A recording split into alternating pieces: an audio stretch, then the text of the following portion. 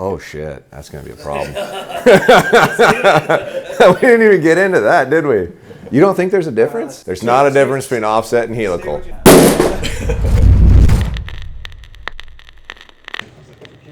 Find them? This is kind of boring. Like some of this Mark Livesay, Tree Line Pursuits. All right, we got two of the best archery wizards in the world sitting behind us. Engineering Man, MFJJ, Bowman. Here's the deal. I'm gonna pin you guys down. We're gonna get some firm answers. A guy has a 28-inch draw length. He's shooting a 60-pound bow. What is the arrow setup he should use? What'd I say, 28-inch draw length? 28, 60 pound. 60-pound bow. Yep. I'd put him at somewhere around 450 to 500. You know, really for out west big game, I generally recommend that 450 to 550. And if he's on the lighter end, I might go more towards the lower end. But really, increasing mass can get you more penetration. So go as high mass as you can for the trajectory that you want. So that's what really limits it. As you add more mass, you're dropping off too quick.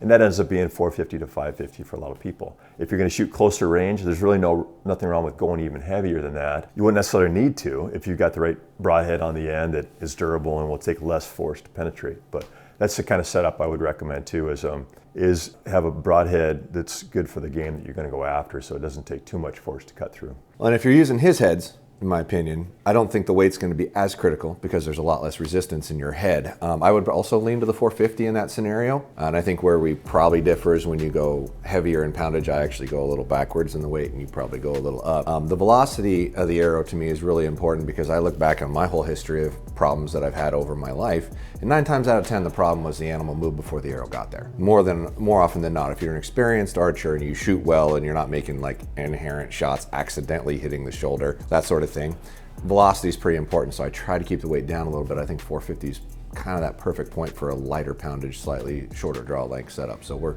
on the same page there. All right. All right. You're leaning towards, I would like a little more velocity. Is there a point at which it's a bad thing? Is there a problem where velocity is a bad thing? Yeah. I'm going to disagree with what most people think, period, because I've never not been able to tune it. But all right, so basically, Tim asks, is there a point where there's too much velocity? This is going to sound bad. If I'm tuning your bow, no, because if the bow's tuned perfect and the arrow spine's correct and you have a decent amount of forward to center percentage, I don't get deviation at higher velocity. I haven't. I've tuned stuff at about 400 feet a second and gotten accurate non-deviation. That being said, it's harder to do. It's more finicky. So if you keep the velocity at that 280-ish range, it's a lot easier to tune it. But if you're really gonna be a geek about it and you're really gonna get every last little ounce of performance out of your product, which is what I like to do, I don't stop at velocity. I typically hunt at 300 to 320 most of the time. That's usually where I'm at, because I don't want that animal to be able to move before my arrow gets there more than anything else. I can make and manage a good ethical shot, and my broadhead and field point groups are equivalent size or really close to equivalent size all the way out to 100 yards when I'm at 300 to 320. That being said, the average guy's probably not going to be able to do that. So you have to gauge your gear, and if you build your setup and you can't seem to keep your tightness with it because you just can't tune it as good, slowing it down will help. Stiffening the arrow will help. It'll always tighten it up. Always err to the side of stiff. If you're on the weak side, is really where you're going to run into problems. But if you err to the side of stiff, it's just going to work easier for you. Yeah, I like to choose mass over speed. And you know, I understand that's our 5% disagreement. That's our disagreement right there. And part of the reasoning there is drag is proportional to velocity squared. So if you got a light, fast arrow, it's going to have a lot more drag force on it and slow down more out at the target. And the amount you're going to penetrate is really going to depend on that mass times velocity, which is that momentum right at impact. You know, mass doesn't change, but velocity will drop off more with a lighter, faster arrow. So to get that max penetration downrange, adding a little more mass can help you out. And I agree, having that 280 or so feet per second is easier to tune and a little more forgiving than one that's faster. You know, somebody like you that's, you know, an expert in bow tuning, I'm sure you can get away with it. I did have a setup with my broadhead. It was more for testing, but where I was going 311 feet per second and got it to tune and shoot well at 100 yards. I think it's a little more finicky, but yeah. And that's where we disagree a little bit. I like to choose mass over speed and get down in that, you know, 285, 280, 265 to 285 range, I would say, for most people. Yeah. It's probably a longer debate than this, but I don't think there's really a difference between offset and helical. Oh shit, that's gonna be a problem. We didn't even get into that, did we? You don't think there's a difference? There's not a difference between offset and helical. So Go ahead. yeah, so there's a difference. There's an offset versus a helical clamp. But if I think about, Oh, just the clamp is what you're talking about. well, I think about what is a helical. It's really, if you take a cylinder, offset a line, and wrap it around that cylinder, that's a helix. Sure. And that's really kind of what you're doing when you're attaching a vane. Sure. So to me, it's more, I don't care if you get offset or helical clamp. In different clamping systems, they might be just a straight clamp, or they might have a helical, which means they're going to try and conform more to that cylinder. But to me, it's really that angle that we're talking about. So I say like 2.5, 3 degrees offset or helical is what I like.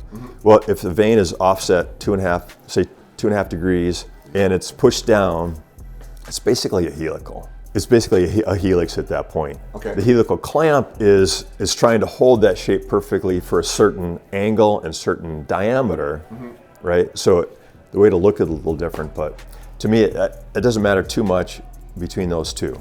I guess before we started this, I had a different envisionment of what you were talking about. Yeah, I don't think there's a big difference between a clamp that's already twisted and a clamp that's straight if you move them to the same degree, other than if you take one that's straight and try to move it to that degree, it's more likely to not stick as good. Exactly. Is the reality of it. I believe you can't get enough twist, personally. And if you can get too much twist, shorten your vane and shorten the twist, but have less surface area and still achieve the same spin. But so I guess we're kind of in the same boat, other than be very careful when you're fletching with a straight clamp or jig with a lot of angle on it that your ends aren't going to want to stick. Yeah, and my thinking is that a straight clamp is really for a small angle. And a helical was made for some certain angle that would be bigger, where it's got to wrap the shaft. Well, when you're trying to put it on something round, it's kind of got to go up and down and around it to effectively stick to it, which is where you're running into that. And if it was a longer vane, you'd see it worse, or feather, what have you, than a shorter one. But I still think that that little bit of cupping helps it spin a little faster. So I'm still like, I think there is a difference, but I think it's not as big if you can get that straight one to stick. So you could do it if you wanted to, I guess. Let's get your preferred vane configuration for hunting and a brief why.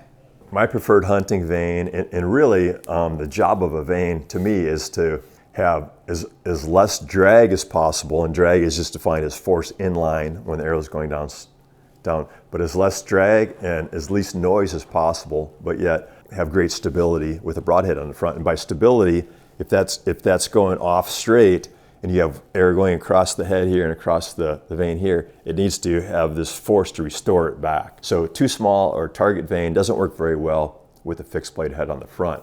What I found to be the best for stabilizing a vane that's about that 0.55 inches high. And what that would be is, say a Blazer, a Max Hunter, Q2i Fusion 2. There's quite a few vanes that are about that. This is like that 2.1 long and about 0.55 to 0.6 high. I found that to be the most efficient. By that, I mean, it stabilizes really well with a fixed head on, and it doesn't really weigh any more or add any more drag than you need to. And I do it in a 3 fletch, 2.5 to 3 degree helical or offset. I've used a bunch of different ones, but Bits and Burger is currently what this one's put on. It's about the max I can achieve. This is actually 2.75 degrees, which happens to be about the max I can achieve. Arrows on day one and was talking about the class. I was like, that's so funny. That's the shape I'm playing with right now. Playing with a different brand that's a little lighter, but I'm kind of up the same boat as you. I think it's going to be about that. But I believe the more helical, the better. I always have. It seems to stabilize my arrow faster, so I'll use something very similar to this, but hopefully just a little bit lighter. So, but you might even have something coming, so we'll see. Yeah, I mean, the negative, a lot of people are going to more longer and shorter, but what I found is the height really kind of helps you stabilize, because with the boundary layer effect, there's just more velocity out here than there is close to the arrow, and it does more stabilizing. The negative is they're a bit louder. Yeah, I've been working on something to try and make a quieter vane, but yet have great stability. Awesome, awesome. Well, yeah, and if you think about it, if it's that high off the arrow, isn't that about that high off the arrow anyway? So if you're worried about contact and that's why you're using a shorter vane, your broadhead's going to travel the same path. You're going to have to clear it regardless. So it's not like using a little lower profile fletch is going to save you on some kind of contact thing after it leaves your bow anyhow. Why not go a little taller? Yeah, and with the drop away rest, there shouldn't really be a problem. Please God, tell me you're using a drop away rest at this point. If you're watching any of this stuff, there's no way you're not. So we'll just go with that. All right, Wild Bill. Three guys rolled up to Big Sky, Montana. Josh, Tim, and Dan. Who wins the archery shoot-off? Total Archery Challenge, Big Sky, Montana. Who's your bold prediction for where the Vegas odds sit right now for 2022? Between who? I'm going to have to go with Josh. Yeah, boy. Come on, dude. Well, you know, you're not going to win much money if you bet on me because the odds are real in my favor that I'm going to win. That's cool. That's good.